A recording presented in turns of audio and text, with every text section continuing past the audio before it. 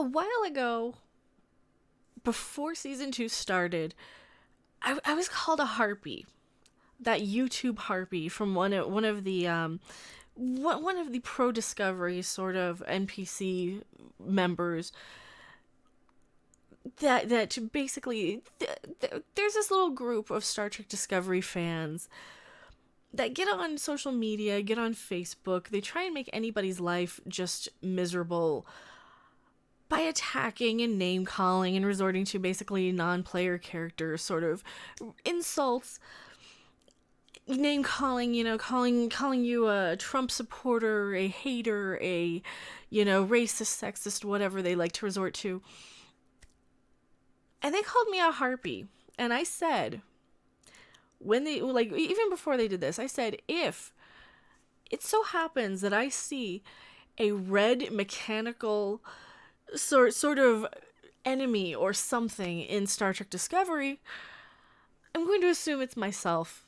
Because as you guys know, I am possibly a robot. Probably a robotic life form since I never sleep. This looks mechanical to me. Also, hello everyone, I am Mecha Random 42, your favorite YouTube harpy, to be exact. Is this really supposed to be their AI from the future? Really? Because I don't think they're smart enough to tie it in. I really, really, really don't think they're smart enough to tie it in. You know why? Because I've seen what kind of writing Alex Kurtzman's team comes up with. They're not smart enough to call back to Calypso, a little short trek that nobody saw. That they didn't even bother giving people in the UK. It was only available on CBS All Access for the short treks. Basically, the episode was a man who has nothing to do with the Discovery falls in love with the ship's AI after the ship's been abandoned for 1,000 years and the ship evolved. They're not going to probably bring that back in. What they probably will do is probably tell us this is Michael Burnham. Might be Tilly. It looks a little wide in the hips, so it might be Tilly, but the hair is the kicker that it might be Michael Burnham, especially since it comes and sprinkles itself throughout her entire life. Let's scroll down. Look, let's take a look here. New clues suggest that Star Trek Discovery's Red Angel could possibly be the sentient AI of the Discovery from 1,000 years in the future. The short trek episode Calypso fans learned that the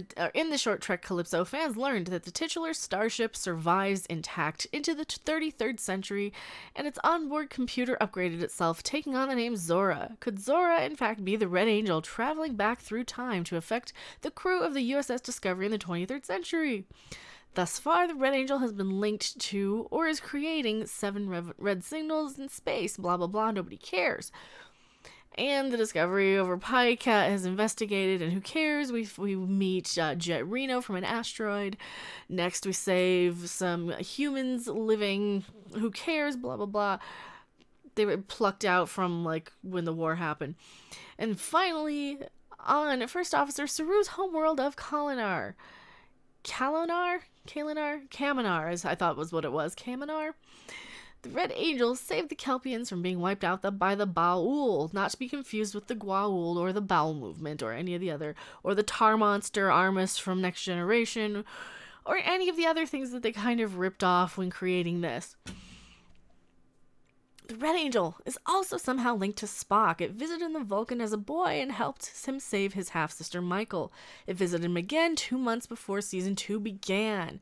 Spock seems to have suffered emotional damage that led him to be confined to and become a fugitive from a Starfleet psychiatric facility, where it's unclear what the Red Angel wants with Spock. Here's the evidence. The mysterious entity could be Zora, the 33rd century AI. That looks a lot more like Michael Burnham, just on fire. Look at the hair. Look at her hair. That is Michael Burnham's hair. That is her posture. It looks a lot slimmed down. And it's either that. It's either that or the Nirvana album cover. I mean, seriously, come on. For crying out loud. And there's another article too. We'll get into the other one. When the Red Angel saves the Kelpians, Saru's heightened eyesight allows him to see the Crimson apparition in more detail than ever before. The Red Angel is no space god, but appears to be humanoids in a mechanized suit. Do I have to dig up that video where I was saying, hey, it better not be a mechanical sort of life form? I'm gonna be pissed if it's a mechanical sort of harpy. Because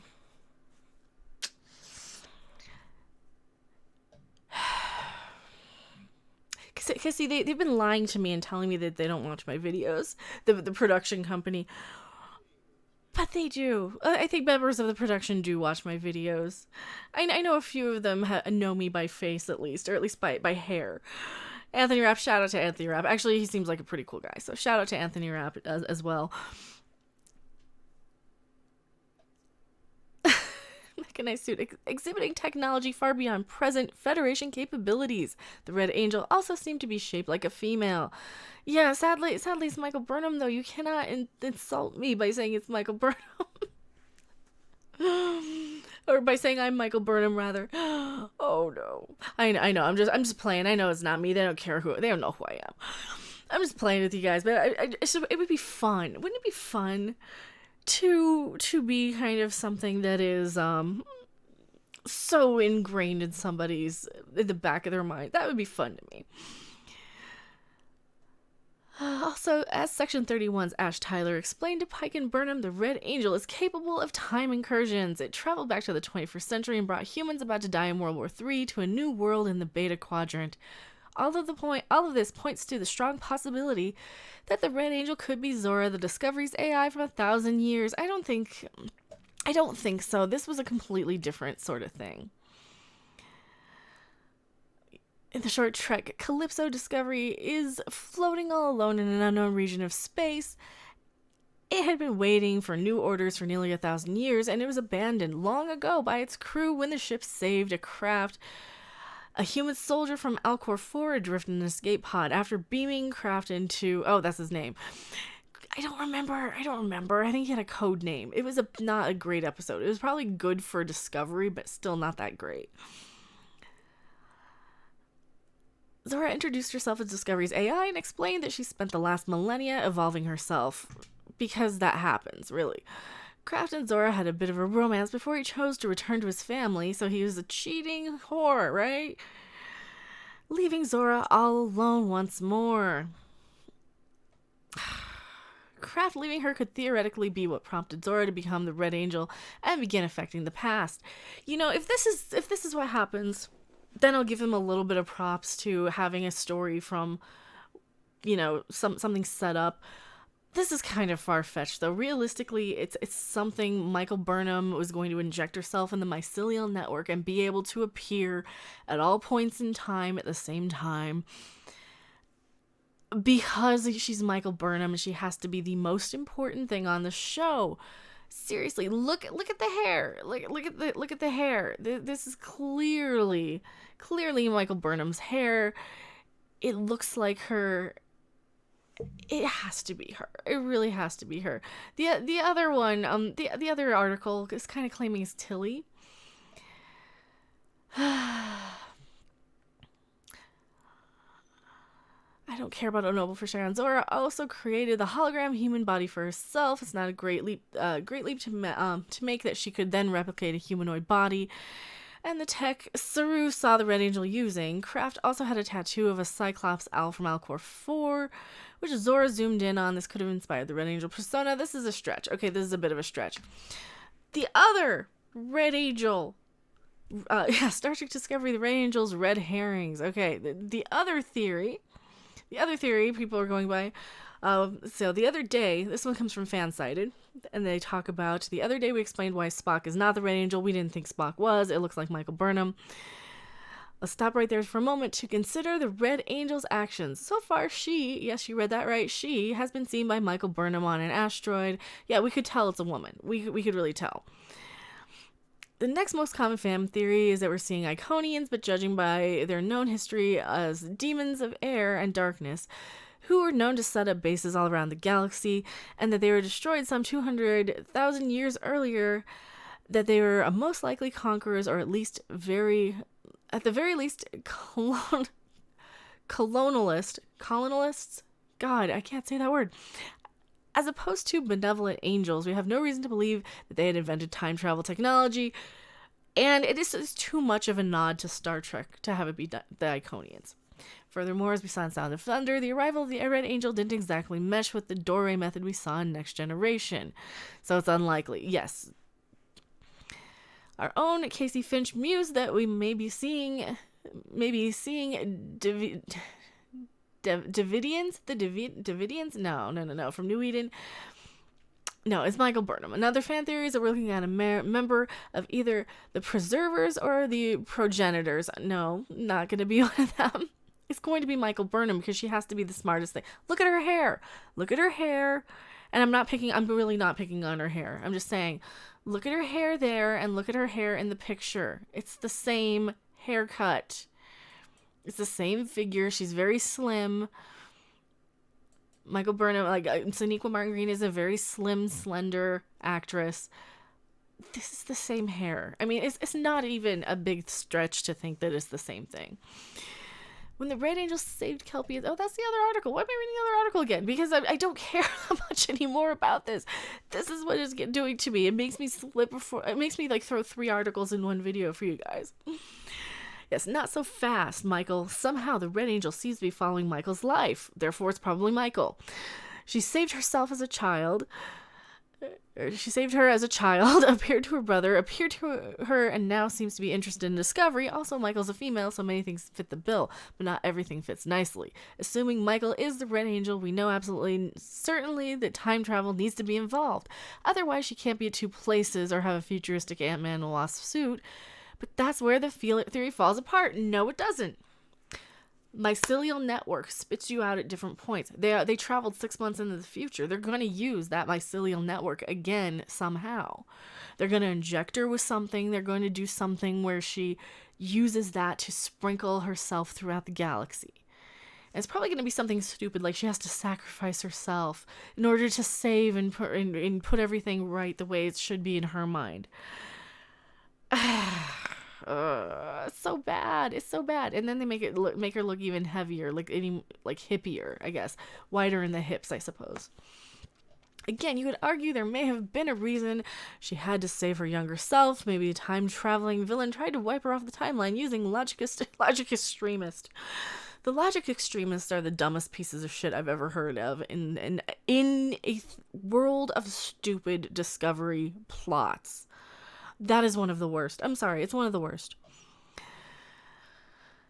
Maybe a time-traveling villain tried to wipe her off the timeline using Logic's extremists as a cover, and she kept herself on the board. Maybe Jet Reno will become a great leader one day. Maybe the Kelpians, who we never see again in the Star Trek universe, sacrifice themselves to save the galaxy only because they now lack fear. Well, we don't see them again because it's not the same universe. You see, we only have maybe a year or 2 after in your little J.J. Abrams universe. That's why we don't see them again. We don't have that much, I would say, history. What is the future tense of history? we don't have that much story of the J.J. universe. And yes, this is J.J. sort of era universe. It's not our canon Trek. We know it's not our canon Trek. It has nothing to do with the TV series. Michael has no motives to have made a technological backwater like New Eden, especially when the trip could have been used to prevent a war or save her mentor. We'll see, this is just how she fucks it up again. She uses time travel to do nothing, basically, to do nothing. Because this wouldn't surprise me. This is how bad the writing is on Discovery, in my opinion, is that they would probably not even think, oh, why wouldn't she go back and not start the war? Why wouldn't she go back and not do this or that? And she could go back, and they could very well surprise me. She could go back, and it could actually be Michael Burnham, and the final thing is where we finally see the actual canon TOS era starship. I don't think it's going to happen, though. I don't think they would give us that. I really, really don't. This doesn't rule out multiple gender non-specific angels. Oh, God, that's stupid. But yes, that is a woman. That is clearly a woman. It is clearly a woman.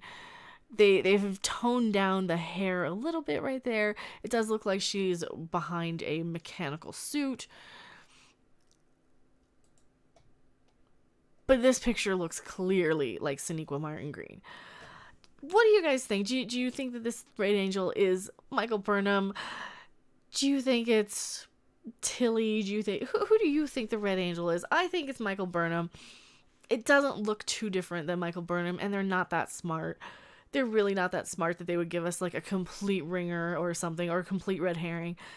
So tell me what your fan theories are. Are we fans if we have?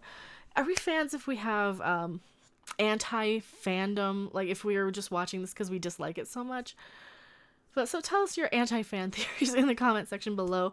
I am Mecha Random 42, and I will see you guys on the next video or live stream. Bye! Thanks for watching! If you liked it, make sure to hit that like button, and if you want to see more, don't forget to subscribe. See you in the next video. Bye!